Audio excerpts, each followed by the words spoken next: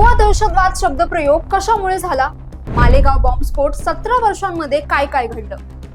भगवा दहशतवाद हा शब्दप्रयोग 17 वर्षांनंतर पुन्हा एकदा चर्चेत आलाय, कारण मालेगाव शहरात 2008 मध्ये बॉम्बस्फोट झाला होता.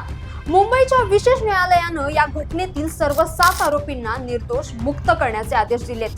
या स्फोटात 6 जणांचा मृत्यू तर 100 पेक्षा अधिक नागरिक जखमी झाले होते. नमस्कार, मी जान्हवी जाधव. मॅक्स महाराष्ट्र मध्ये आपलं स्वागत आहे. नाशिक जिल्ह्यातल्या मालेगाव शहरातील भिक्खू चौक परिसरात 29 सप्टेंबर 2008 रोजी रात्री 9 वाजण्याच्या सुमारास बॉम्बस्फोट झाले होते. हा परिसर तसा मुस्लिम बहुल आहे. स्फोट घडवून आणण्यासाठी एका दुचाकीचा वापर करण्यात आला होता. ही दुचाकी साध्वी प्रज्ञा सिंग यांच्या नावावर होती. त्यामुळे प्रमुख आरोपी म्हणून भाजपच्या भोपाळच्या माजी खासदार साध्वी प्रज्ञा सिंग यांचं नाव समोर आलं.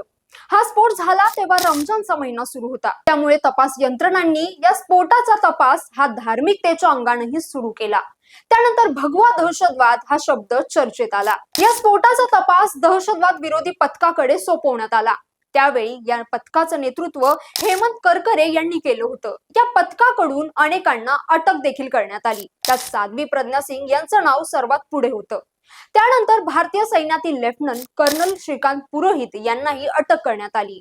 पुरोहित यांच्यावर स्फोटासाठी लागणारी सामग्री उपलब्ध करून देण्याचा आरोप करण्यात आला होता. जानेवारी 2009 मध्ये एटीएसनं पहिल्यांदा आरोपपत्र दाखल केलं. त्यामध्ये 11 आरोपी आणि 3 वॉन्टेड लोकांची नावं होती. साध्वी प्रज्ञा सिंग आणि कर्नल पुरोहित यांच्यावर या स्फोटाचं षडयंत्र रचल्याचा ठपका ठेवण्यात आला होता. UAPA, IPC आणि मकोका कायद्याअंतर्गत गुन्हा दाखल करण्यात आला होता. 2009 मध्ये विशेष न्यायालयानं यापैकी मकोकाचे आरोप पुरेशा पुराव्याच्या अभावी रद्द केले. हा हल्ला हिंदू दहशतवादाचा परिणाम असून यात मुस्लिमांना लक्ष्य करण्यात आल्याचा दावा एटीएसनं केला होता. 2011 मध्ये मालेगाव बॉम्बस्फोटाचा तपास राष्ट्रीय तपास यंत्रणेकडे सोपवण्यात आला. या स्फोटातील काही पुरावे सत्य आहेत, मात्र काही आरोप चुकीचे असल्याचं NIAचं निरीक्षण होतं. या आरोपीचा संबंध अभिनव भारत नावाच्या संघटनेशी जोडण्यात आला होता. NIAनं देखील मकोकाचे आरोप रद्द केले होते. एटीएसनं काही आरोप जोडले आहेत. दबाव टाकून आरोप मान्य करायला लावले असं NIAचं म्हणणं होतं. मुख्य आरोपींमध्ये साध्वी प्रज्ञा सिंग ठाकूर, लेफ्टनंट कर्नल पुरोहित, अजय राहीरकर, रमेश उपाध्याय, सुधाकर द्विवेदी, समीर कुलकर्णी आणि सुधाकर चतुर्वेदी यांचा समावेश होता. NIAनं 2016 मध्ये साध्वी प्रज्ञा सिंग ठाकूर यांना क्लीन चिट देत त्यांच्यावरील आरोप रद्द करण्याची शिफारस केली. मात्र न्यायालयानं NIAची शिफारस ऐकली नाही. त्यामुळे या प्रकरणाची सुनावणी सुरूच राहिली. 2017 मध्ये न्यायालयानं आरोग्याच्या कारणास्तव साध्वी प्रज्ञा सिंग यांना जामीन मंजूर केला. त्यानंतर टप्प्याटप्प्यानं इतर आरोपींनाही जामीन देण्यात आला.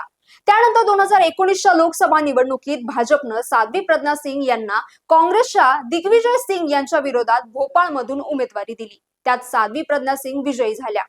मालेगावच्या बॉम्बस्फोटानंतर हिंदू दहशतवाद या शब्दाचा जन्म झाला. तत्कालीन गृहमंत्री P. चिदंबरम यांनी 2008 मध्ये पहिल्यांदा या शब्दाचा उच्चार केला. त्यानंतर दिग्विजय सिंग यांनी भगवा दहशतवाद असा शब्द प्रयोग केला. यावर त्यावेळी भाजपनं आक्षेप घेत दहशतवादाचा कुठलाही धर्म नसल्याचं म्हटलं होतं. 29 सप्टेंबर 2008 मध्ये मालेगाव इथे रात्रीच्या सुमारास दुचाकीद्वारे बॉम्बस्फोट, 6 जणांचा मृत्यू तर 100 पेक्षा अधिक लोक जखमी झाले होते. 30 सप्टेंबर 2008 मध्ये तत्कालीन एटीएस प्रमुख हेमंत करेकरांच्या नेतृत्वाखाली महाराष्ट्र एटीएस कडून तपासणी सुरू झाली. 10 ऑक्टोबर 2008 मध्ये साध्वी प्रज्ञा सिंग ठाकूर यांना अटक करण्यात आली.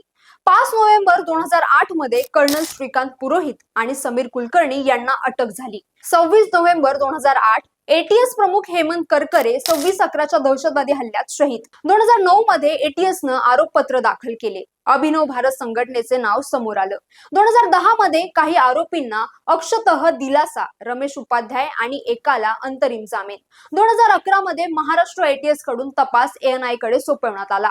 2016 मध्ये ANIनं आरोपपत्र साध्वी प्रज्ञा सिंग यांना आरोपपत्र करण्याची शिफारस केली. 2017 मध्ये बॉम्बे हायकोर्टानं साध्वी प्रज्ञा सिंग यांना जामीन मंजूर केला.